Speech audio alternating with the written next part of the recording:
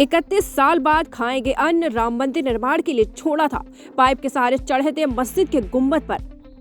अयोध्या में रामलला की प्राण प्रतिष्ठा से पूरे देश में खुशी का माहौल है, खुशी की लहर है। लेकिन एक अलग ही खुशी दरभंगा शहर के झमेली बाबा को है। मंदिर निर्माण का सपना देखने वाले झमेली बाबा इस खुशी के मौके पर 31 वर्षों के बाद अन्न ग्रहण करेंगे।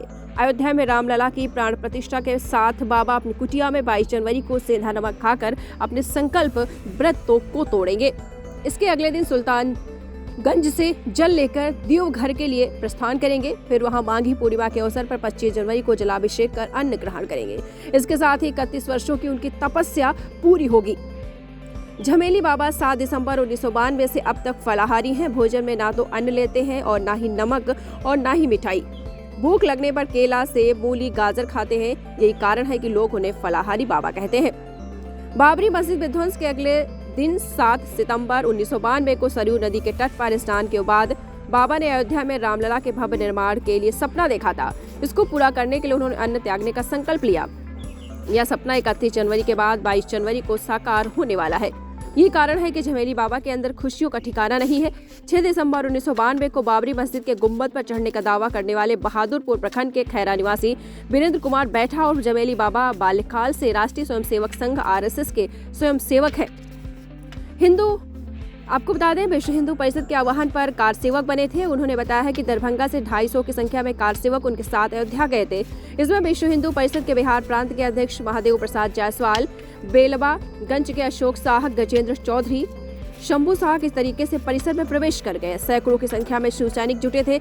मिशन पूरा होने के बाद सभी राम भक्त निशानी के रूप में ईंट, मिट्टी आदि लेकर वहां से रवाना हुए। इस बीच सरयू नदी में स्नान के बाद अयोध्या में भव्य रामलला मंदिर निर्माण हो, इस मनोकामना के साथ अन्न त्यागने का संकल्प लिया। इस दौरान पास के स्टूडियो में तस्वीर खिंचवाई। स्टूडियो मालिक ने डाक से तस्वीर भेजी, जिसे आज भी उन्होंने संभाल कर रखा हुआ है।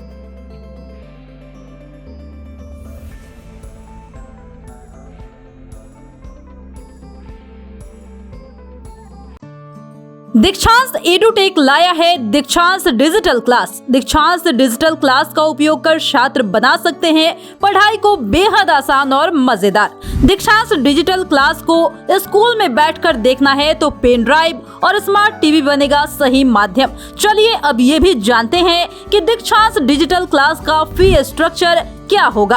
नर्सरी से लेकर यूकेजी के लिए 7,000, नर्सरी से लेकर दूसरी कक्षा के लिए 12,000, नर्सरी से लेकर 5वीं तक के लिए 18,000, नर्सरी से लेकर 8वीं तक के लिए 24,000, नर्सरी से लेकर 10वीं तक के लिए 30,000।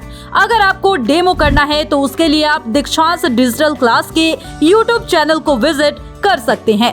हमारे YouTube चैनल को सब्सक्राइब और Facebook पेज को लाइक करना ना भूलें। धन्यवाद।